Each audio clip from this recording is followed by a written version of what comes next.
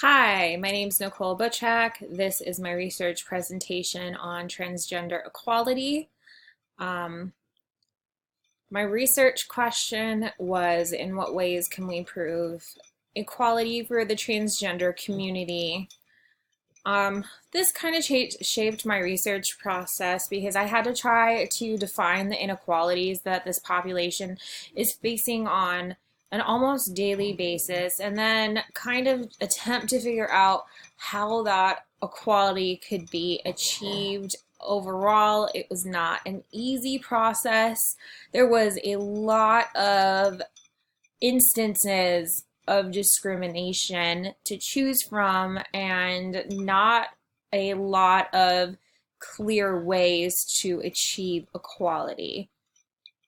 My thesis statement is the continual discrimination against transgender individuals by the United States government is a human rights violation because the practice denies them equality and dignity that other citizens experience.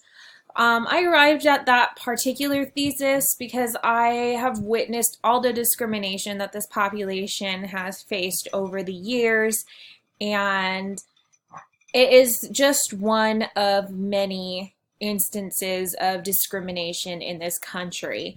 But because the transgender community is kind of aligned with the lesbian and gay community, which I am a part of, it's sort of in like they're kind of like kindred spirits.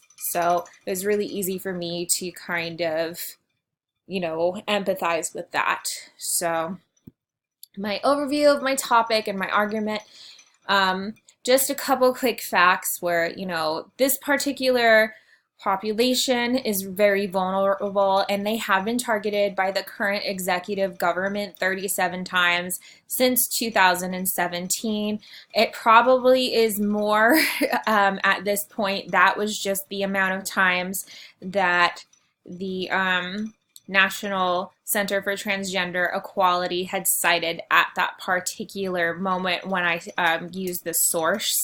Also in 2018, there were 28 transgender people that were murdered, and approximately 48% of the transgender men and 20% of transgender women have admitted to attempting suicide once. So the concern here with this specific information is that this is a population that is consistently targeted by the government and federal and state, and that leads to stigma from the community. So when you have stigma, when you're scared to walk outside your front door because there are people that hate you, they've never met you, but they hate you for who you are, it does weigh on you. And then also, there's people that just because you look a certain way, they're gonna like be violent towards you. So that is the case with the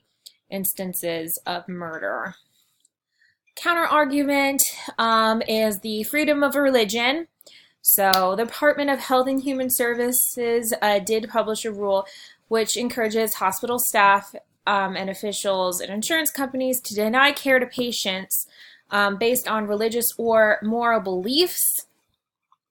So that is freedom of religion, and that is my counter argument, but it's kind of a sort of double-edged sword because you are discriminating against people. You're discriminating over a specific population.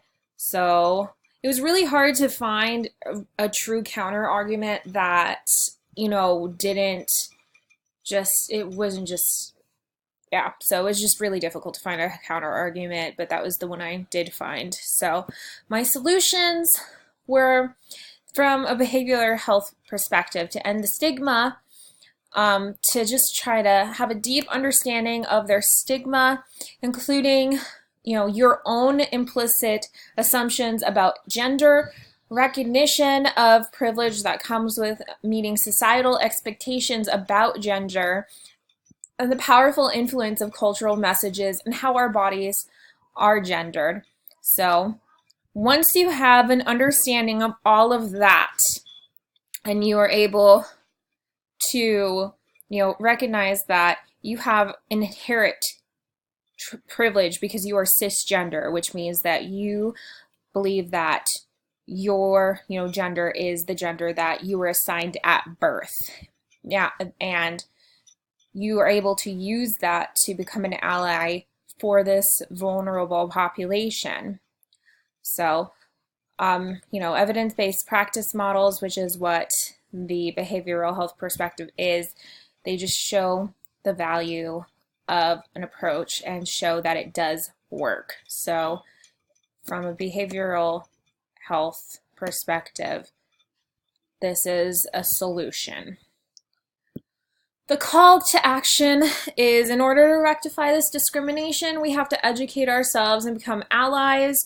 Basically, these people are particularly vulnerable and they need assistance so they're not constantly discriminated against. There are the ACLU, or American Civil Liberties Union, National Center for Transgender Equality. They're fighting to try and end this discrimination for this population.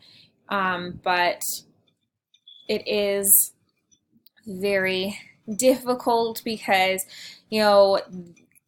there's not a lot of allies out there. So if you're able to kind of understand the situation and think, okay, well, let me go and fight for this person who deserves to be treated like a human, then you can, actually help. So the rhetorical situation is that I'm the author, the audience is my professor, the message is that call to action to learn and become an ally to the community, and the context is an essay for class. I mean, honestly, the only choice I made in the rhetorical situation was the topic. I was directed to write the essay by professor, so the other aspects of it aren't really choices. My research process reflection. If what I would do differently is I could bring up more points because there is so much going on with in the world, and there's new things that are constantly happening and consistently happening. I was proud I wrote the essay. I don't particularly like writing research essays. They are very tedious. The counter argument was challenging because it was difficult to kind of understand that perspective, because from my point of view, you can't just judge a person in a situation that you have no idea about. Powerful learning moments. I think it's always informative to kind of empathize with the vulnerable population, put yourself in their shoes, and, try to go ahead and just learn. I just encourage people to learn and understand about transgender discrimination. And then here are all my sources. Okay, thank you very much. I hope you enjoyed this presentation.